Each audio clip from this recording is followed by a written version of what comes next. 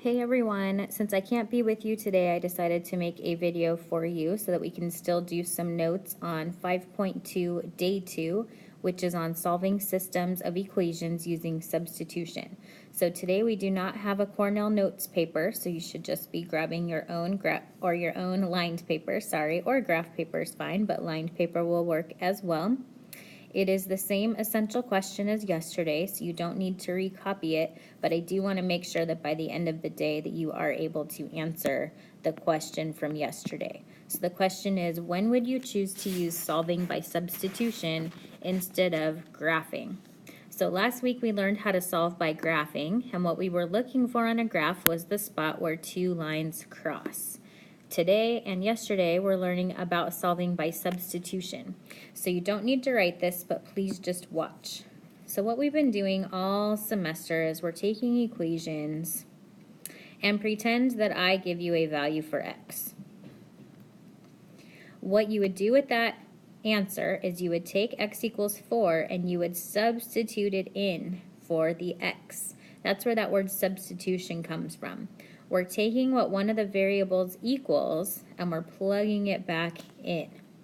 So today we're going to be doing the same thing, except this part of my equation is going to get a little bit longer. I might have a variable over there, or I might have a -5 in here. The key is that if it says x equals something, we're going to take that something and just substitute it back in or replace that variable. So let's go ahead and try with example 1.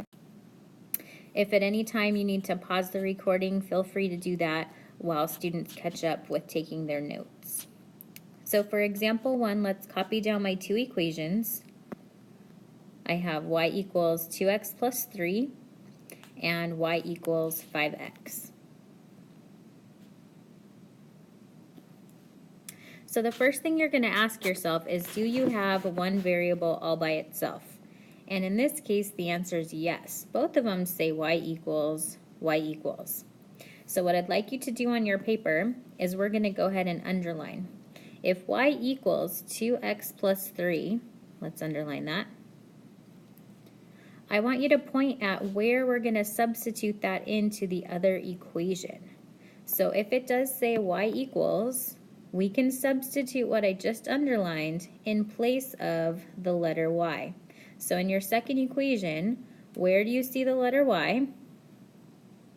We're going to substitute in our underlined portion where I see my letter y.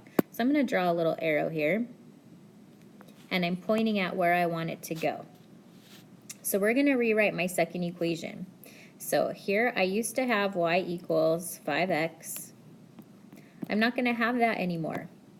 In place of the y, I am now replacing the y with what we have underlined up here on the board. So in place of y, we're going to plug in 2x plus 3. The equal sign stays, and the 5x stays. So when I'm looking at my equation here, I'm using my second equation, but in place of the y, I am substituting in what y equals. I'm replacing that. Now if you look at your equation, you have only x's in your equation, so we're able to go ahead and solve for x. So let's remember our steps from the beginning of the year. I want all my variables on one side of the equal sign, and I want to be able to circle them. I can't circle them right now because I have two different x's going on. So we're going to move all my x's to one side, so we have to do the opposite of what we see to get rid of it. So we'd be left with 3 equals 3x. And again, we're not totally finished until x is by itself. So let's divide both sides by 3. And we get that x equals 1. Now we're not quite done with my answer yet. So let's go ahead and we'll circle that portion of my answer. Somewhere up in the corner, let's go ahead and write what we have so far. We know that my x value is a 1. We're not finished solving until we have the coordinate, the xy coordinate, which if I were to graph it, this would be the spot on the graph where they cross. So now what we're going to do is we need to take this value of x equals 1 and plug it back in.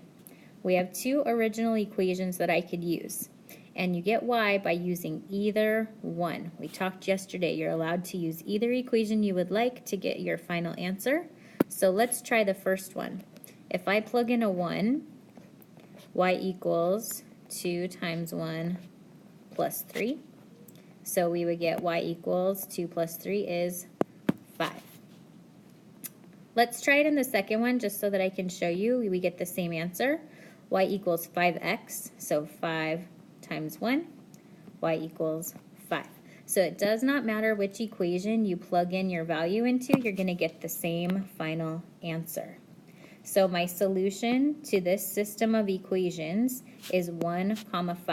This is the one spot on a graph where they would cross, and these are the only values that work if I plug them in for x and y in both equations.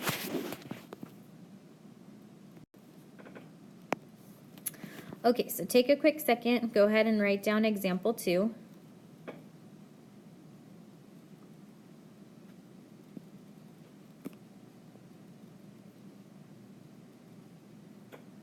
Now, just by looking at this problem, solving by graphing would not even be an option for us because we're only able to graph when the y is by itself. And right now, neither of these equations have the y by themselves. We could do a lot of work and try and get y by itself both times, but when we're given a problem like this, solving by substitution is definitely a better option. So first thing we ask ourselves is, which letter is already by itself? And by looking at it, we can see that the x is already by itself in the top equation. So I'm going to underline that part. X equals 5y plus 3. I now need to substitute that into my second equation. So I want you to visually think, where are we going to be putting this portion that is underlined? What is getting replaced? What is getting substituted? Look back out here in front. The letter that we are replacing this time is the letter X. So when I draw my arrow, I'm replacing my underlined portion and I'm putting it where I see my X value. So we have to pay attention to which letter it is that we are actually substituting it in for. When I write out my new equation, we're going to write out this entire equation exactly like we see it, but where we see the X, we're going to leave a blank space for now because we're going to end up substituting that in. So again, let's rewrite this second equation, but where I see my X, let's leave a blank. So I'll have 2 with a blank plus my 4y equals -1. Now in that blank, instead of an X, we are substituting in from my first equation, 5y plus 3. Now this looks a little funny because I'm missing something. If you look back here in my original equation, it's 2 times x. So how am I going to do 2 times that whole underlined portion? I have to add in parentheses. All right, I'm going to pause from talking for just a minute while you guys go ahead and try and solve for y, please. So you need to do a little distributing here, combining like terms, and then I will pop back on the mic. So you go ahead and try, please.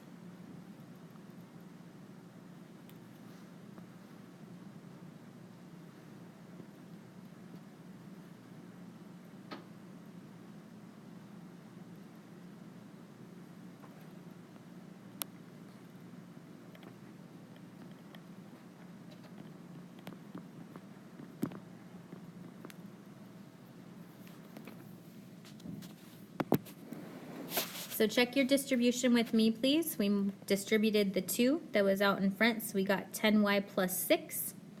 Now I have some like terms. I can't do any circling until I only have one variable. So I have to put the 10y plus the 4y together. That would give me 14y.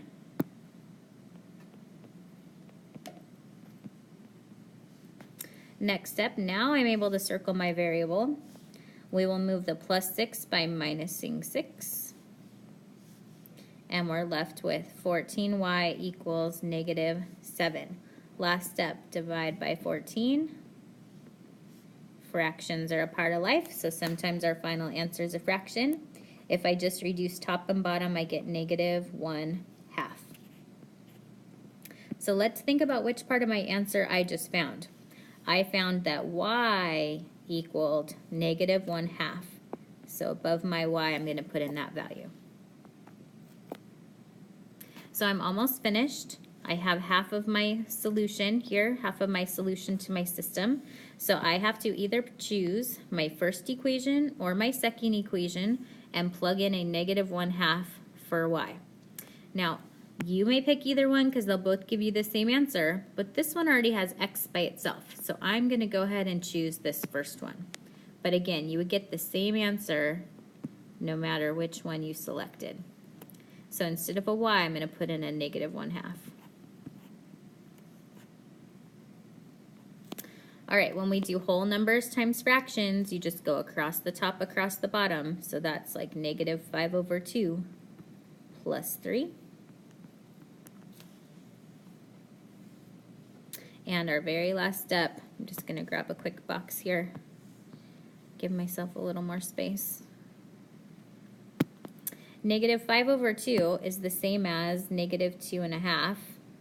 So -2.5 plus 3 is just 1/2. So there's your final answer. They were both fractions, but hey, that happens. So what does that mean on a graph?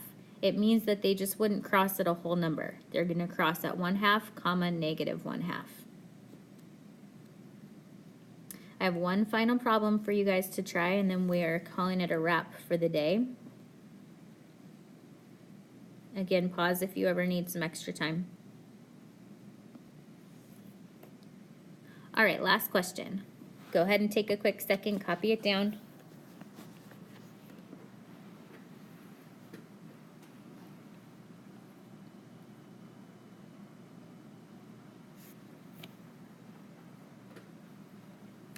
We're looking for which equation already has a variable by itself.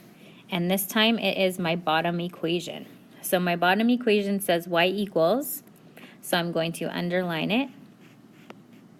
And I'd like you to point where we're going to substitute that back in. Notice it says y equals, so I'm going to substitute this in where I see the letter y. I'm even going to point at the y. What I'd like us to do now is rewrite my top equation, but where I see the y, I'd like us to leave a blank spot, please, like a holding place.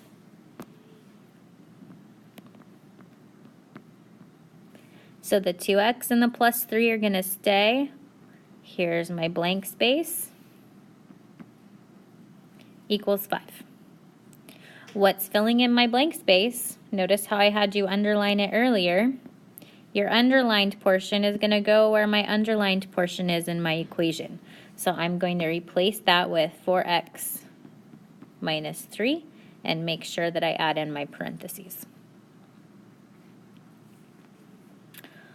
All right, if you want to pause now, would be a good time. Let students work out solving for x, and then you can resume the recording.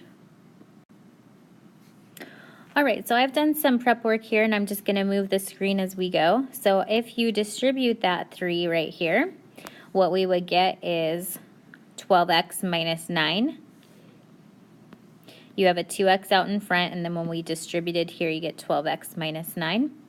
I can't do any circling right now because I need both of these to be combined into one first. So 12x plus 2x gives me 14x minus 9.